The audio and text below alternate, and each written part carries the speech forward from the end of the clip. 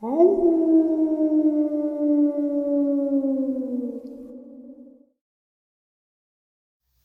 and salutations, everyone. I hope everyone is still doing well, and welcome to, depending on wherever you may live or however you choose to read your clock this early morning, middle of the night bonus. Before we jump into it, a couple links.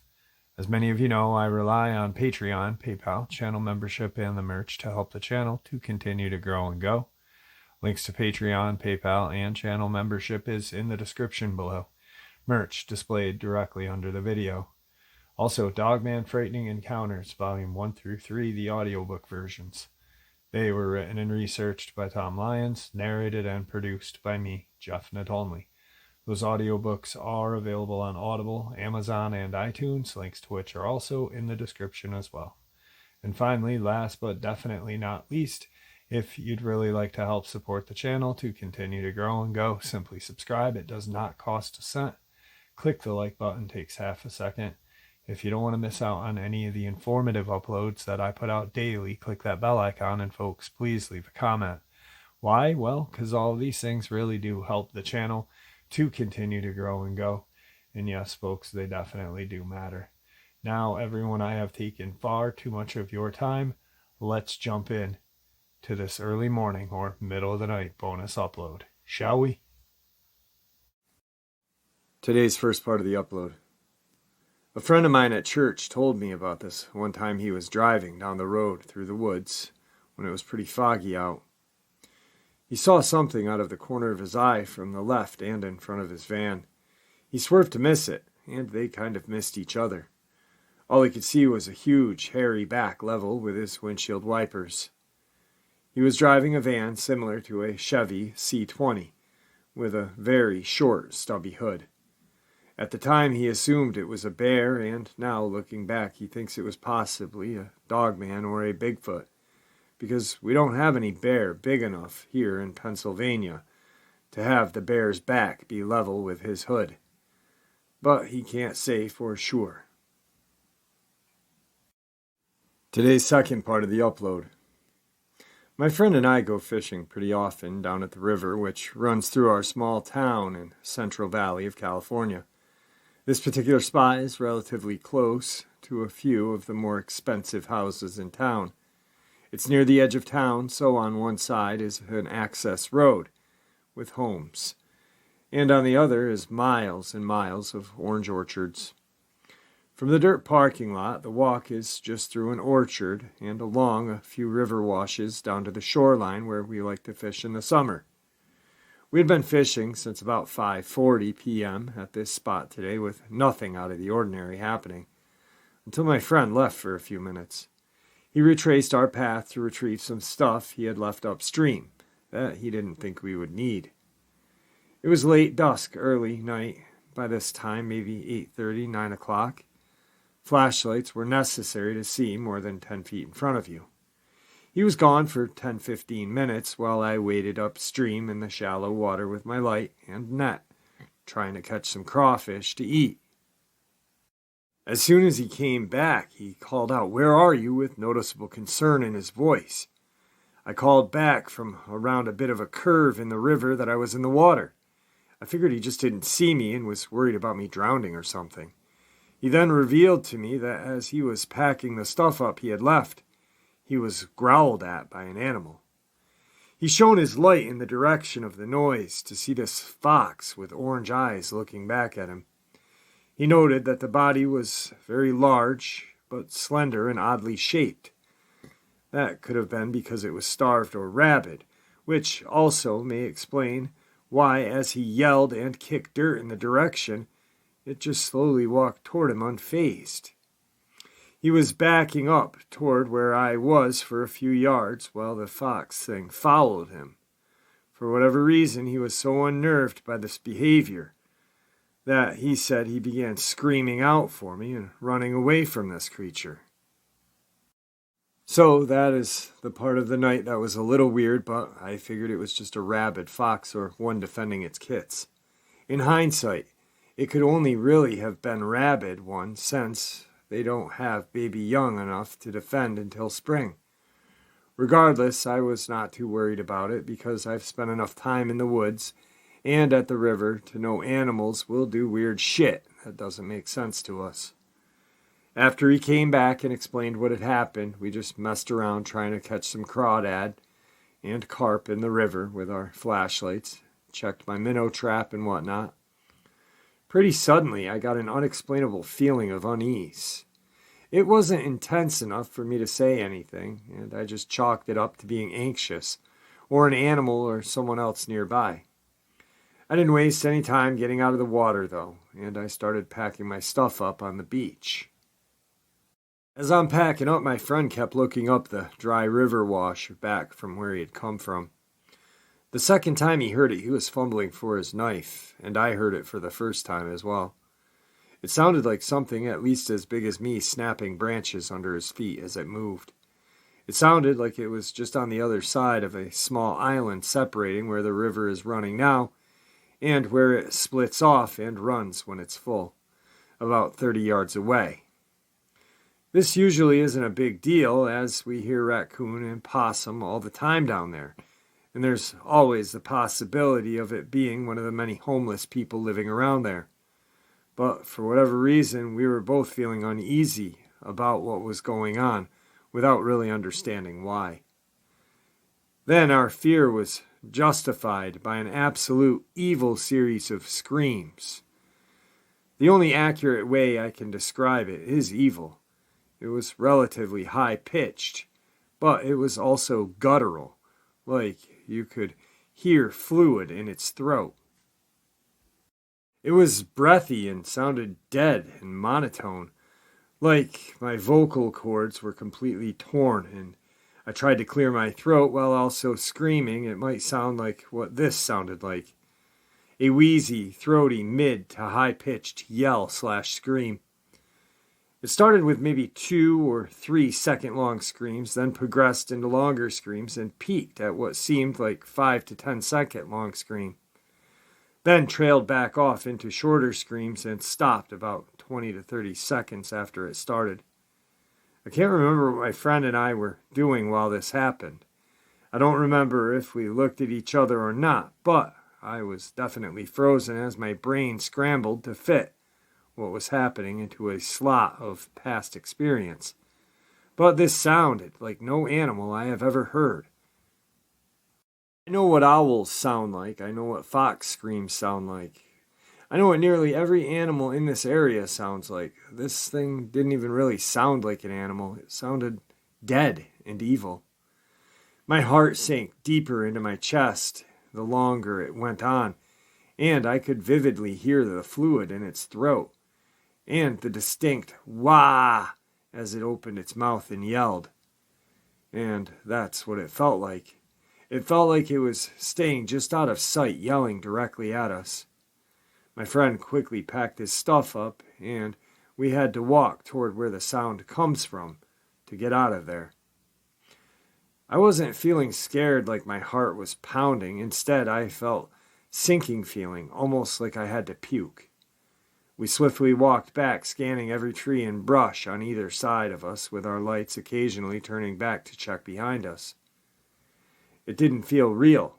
It felt like I had entered a horror movie scene and was about to die, or a nightmare where I suddenly became lucid and realized something is after me. I've had my fair share of odd things happen to me in the woods, multiple trees falling with no wind, strange whistles, lights in the sky, rocks thrown at me, etc. But nothing made my stomach sink like that scream did. We eventually made it out to the orchard, and as we were trying to wrap our brains around what we had just heard, we heard it again, a bit further this time to our right. But it wasn't screaming, it was snarling and almost vocalizing or growling or something. It lasted no longer than 4 seconds, and we walked the final 20 feet to my car and left. Well, that's my experience.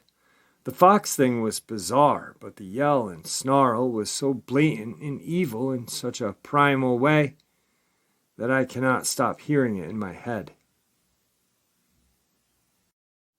When I first read that, I've had two subscribers that are from the Tazewell, Virginia area, and there is a cave off of one of the roads out in Tazewell, and I've heard both, maybe even three people, talk about a dogman with a fox-like head. And I'm just wondering if that possibly could have been one of those dogmen. I don't really buy into the variants or types of dogmen. If I do, or if I'm going to, it's going to be along Coonbow with four different types, not variant A, type B14. I don't buy that, and I don't buy the person who created that because they've never seen a dogman. The creature that I saw the night that I had my encounter, I'll be full honest with you. I've interviewed quite the many people, and I've probably only heard maybe 5 or 6 different people describe almost exactly what I've seen. One of the big reasons why I don't buy into the variants, or whatever the hell that person calls his little list, that is, first, well, he never saw anything, but second, just like humans, or just like any animal, we all look different. We all have different features. So I can't label a creature like that. I know Coonbow has 4 different types that he uses, and it's a Sasquatch. He's got the East Coast, the Pacific Northwest, the kind of werewolf, huge Sasquatch with a short muzzle, and Dogman is number 4. That's the one I buy into. Why? Because Coonbow has about 30 to 40 years of experience in his belt, and he's seen multiple creatures. So, but anyway, back to what I was saying. The fox-headed one in Tazewell, Virginia, that's pretty friggin' creepy, you know? But that's kind of what I'm leaning at, that these guys saw out there in California. I don't know. I won't take up any more of your time. Let's just get on to the next encounter. Today's third part of the upload. Hello, sir. This happened when I was around 15. I'm 19 now. I'm still thinking about this, but to this day, I never knew what it was that I saw, and I'm hoping to get some answers. So it's around 3:30 in the morning in Greenville, North Carolina. I live in a little neighborhood in a rural area surrounded by woods, so wildlife is common. I hear my dog barking from upstairs, so I go up and see what she's staring at out the window. I don't see anything, so I go outside to the front porch. In my yard was this mangy-looking coyote/fox. It was too dark to see. The only way I could tell was the streetlights. It had no hair on its tail, it was very thin, and it looked sick. But it was huge. It had hair missing from its face as well. I yelled to it to get going, because I'm tired and my dog's yapping. And it just doesn't leave. It lingers around for a while, and I'm 15 and stupid, so I decide to scare it off by getting closer. And then the scariest shit happens. It stands up on its hind legs, and its legs were unnaturally long, deer-like almost. They looked like they were bent backwards, and it occurred to me that wasn't exactly normal. Thinking about it now, it looked more deer-like when it stood up, but looked canine, like on all fours. It was as if it changed forms. It sprints off on its hind legs like a human, taking huge steps, and runs off near the train tracks by my house. It stopped sprinting midway under the streetlight to look at me, and I noped the hell out of there. Its eyes stopped glowing when it stood up as well, and its ears changed when it stood up. It looked more like a deer as well, but I swear it was a canine, big fox ears. But then it's almond-shaped like a deer. Anyway, it freaked the hell out of me, and I can't find any information about it. This sounds like bullshit, but I know what I saw.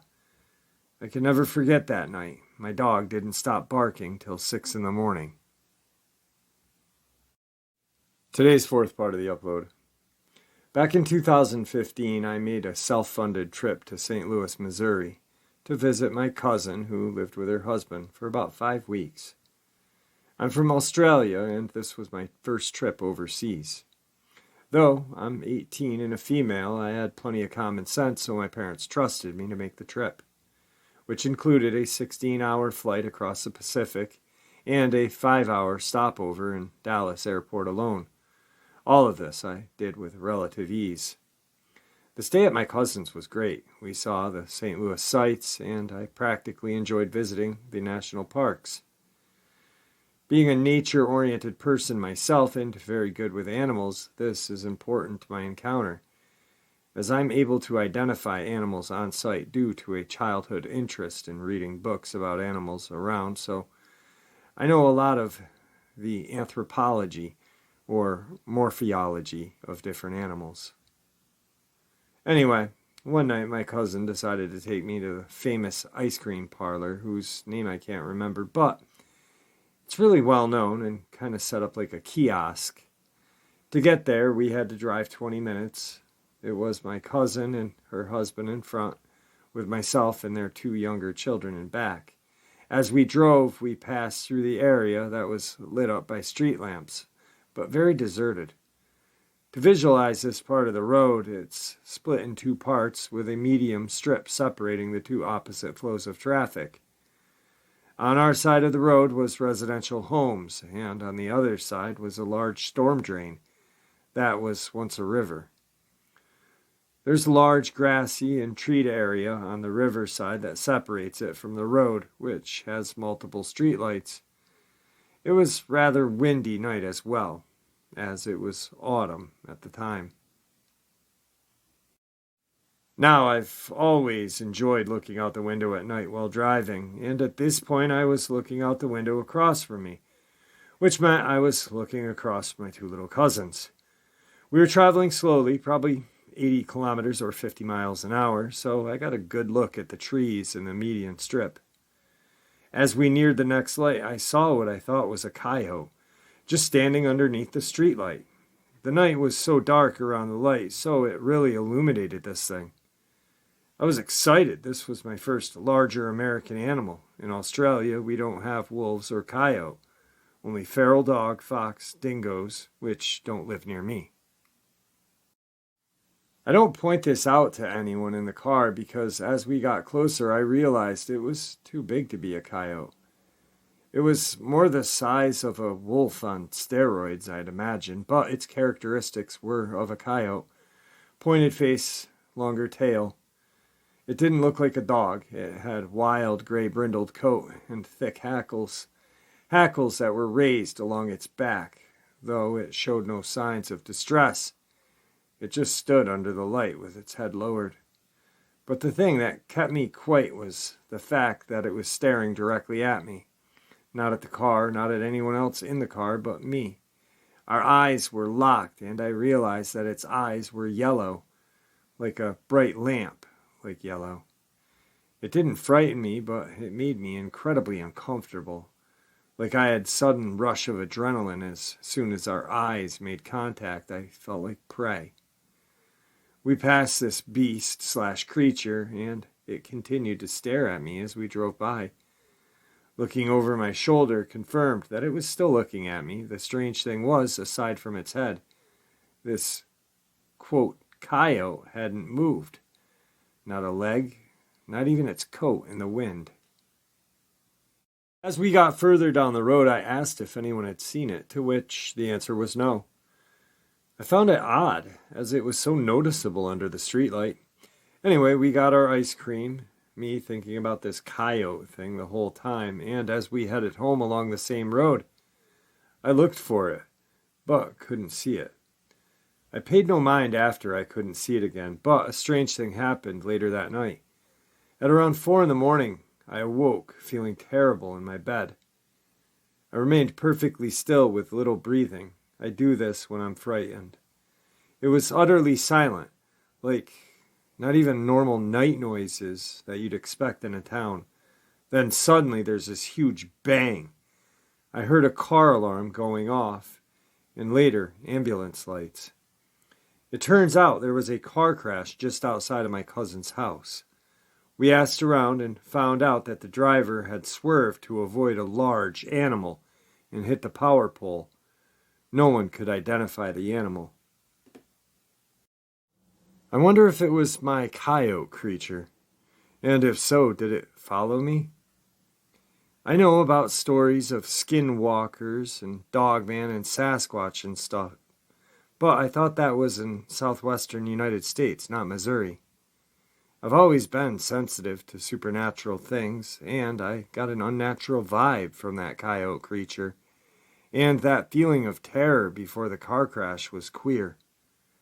I also know that my cousin's husband is Native American heritage. What the hell did I see under the streetlight that night? Today's final encounter. My experience takes place when I was a child. My family had a bunch of land near Ottawa National Forest in the Upper Peninsula of Michigan. My dad, 2 older brothers, and my uncle were avid outdoorsmen, and we were always hunting, fishing on family land. There was a little cabin on the place, and that's where we would stay and spend several weekends a year. I wasn't really into hunting at the time, but I liked to go and stay in the cabin. Anyway, the event took place over a couple of days, but I can remember it felt like yesterday. It was one fall during deer season. We were all up at the cabin for the weekend. The guys would all go out hunting, and I would stay behind in the cabin and make food for them when they returned. I liked it because they would leave for several hours, leaving me to the cabin by myself. It made me feel grown up for a few hours, like I was living by myself. Anyway, my dad, my uncle, and 2 brothers would all leave at the same time and go to multiple hunting locations they had scouted out the previous trips to the cabin. I distinctly remember one evening when they all got back, my uncle was acting very strange. He didn't seem like his normal joking self. He looked a bit white and nervous. Normally, he's quick to talk about what he had seen while out hunting, but not this night. He hardly talked at all. The next day, they all went out hunting again, and when they returned, my uncle looked visibly upset again. He began quickly moving around the cabin, packing up all of his things and loading them into his truck. My dad and brothers were concerned and were asking him what he was doing. He was shaking and yelling at them to all just leave him alone. He was done. He was going home. We all were a little concerned, like, what gives? He said he was leaving, that we should as well. My dad took him by the arm and led him out to the truck. I could see them in a loud verbal disagreement out by the truck. I couldn't make out what they were talking about, but the discussion was heated. Finally, my uncle got in his truck and left in a big hurry. My dad came back into the cabin and told us everything was all right and not to be worried. My uncle had some things he needed to take care of back home. I knew this was a lie, but kind of forgot about it for a while. We stayed a few more days and then went back home. Now, fast forward 12 years later, my uncle was in a very bad automobile accident. He was hospitalized and died 4 days later. After the funeral, we all went back to my aunt's house and were eating, drinking, and socializing with the entire family. At one point, I found myself out in the garage where my father and a bunch of older relatives were just hanging out when someone brought up a very strange story. My Uncle Bill asked my father, "Hey, do you remember that crazy story Jerry talked about at the family cabin?" My father said, "Yeah, and that we probably shouldn't talk about it right now." And they kind of moved on. I was like, "Wait a second. What's Uncle Bill talking about? What story?" My dad looked at me and said, "Do you remember the time up at the cabin when Uncle Jerry got upset and left the cabin in a hurry?" I said, "Yeah, actually, I do remember that." He then told several of us that he had a strange encounter with something he can't explain. At that moment, my Uncle Bill said he saw a werewolf. We're all like, "What?" My dad went on to say that he was correct, that even my Uncle Jerry said that he was on his way to the tree stand when he came across something very terrifying. He saw a large, dark fur-covered creature that looked something like the movie The Howling. He said it was 6 to 7 feet tall and walking on 2 legs. What he saw was something demonic, something not natural, something not of this earth. This hulking beast was the most evil and terrifying thing you could ever imagine. It was pure evil. He could feel it in his bones. Whatever this thing was, it was standing in a clearing and was slowly walking upright, just looking at its surroundings, sniffing the air, and slowly making its way through the woods. It had a purpose, but he didn't know what. It had this strange strength about it, both physical and metaphysical, like it was in this world that it should not be. He just watched in shock, not really knowing what to do. Yeah, he was armed, but he knew that trying to use his rifle would be a big mistake. He just stood there, in awe of this strange and frightening creature. What was it? Why was it there? Was he losing his mind? He later told my dad that something is wrong with this place, this land. It's cursed and you shouldn't hunt here anymore. And for God's sake, don't let your children around here anymore. Get out of here as quick as you can while you still can. I didn't see him, but he wasn't hanging around after that anymore. He gathered all of his things and left in a hurry and never returned. In fact, after that event, he rarely spoke to any of us again. He was an avid hunter and said it definitely was not a bear. He left that evening and never went back to the cabin again. I don't know what he saw, and my dad said he didn't know either, but Jerry was different after that night. I wish I had more details. I miss my Uncle Jerry. He was a kind soul.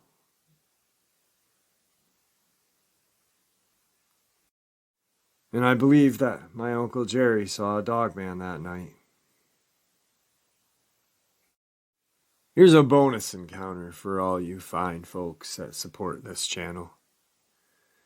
My husband and I were driving to my brother's for Christmas a few years back. We lived in regional Victoria, Australia, and he lived in Brisbane, Queensland, Australia. It was about 2, 3 in the morning, pitch black. Once we were reasonably close, 4 or 5 hours away, we had to go up and over this mountain rainforest area in the middle of nowhere to get there. It was raining, misty, and freezing cold, which was weird because it's the middle of summer. And anyone who lives in Australia knows it gets hot in the summer here. But I figured rainforests are usually wet and cold. Anyway, we're rounding this really narrow corner, and out of nowhere, up beside me, was this thing. It looked like it was trying to cross the road, and it stopped and ran back into the woods when we almost hit it. My husband thinks it was a giant koala. He doesn't believe in the paranormal, anything weird. But he didn't get a good look at it like I did. It was right next to me on the passenger side door. It looked like a skinny, lanky person on all fours covered in fur. It had the face of a person, the body of a person, but was walking on its knuckles and legs. Its eyes glowed like a cat's eyes in the dark as our headlights hit it. It freaked me out, and to this day I still don't know what the hell we saw, but it's burned into my memory. Was it a giant mutant koala? A Yahweh? A Sasquatch? What the hell do you guys think? And there you have it, folks. I hope you all enjoyed this early morning, middle of the night bonus as much as I enjoyed sharing it with you. And I'd like to thank you all for supporting the channel. It is, after all, your support that keeps the channel growing and going, and what gives us all a place and a chance to share the experiences and theories judgment-free. Everyone is simply treated with the respect that we all deserve. Please stay safe, happy, healthy, and ever vigilant, keeping an eye on our children, pets, family, and friends. These creatures are real. They are out there and dangerous. Share this information with those you love and care about. It may just help save their lives someday.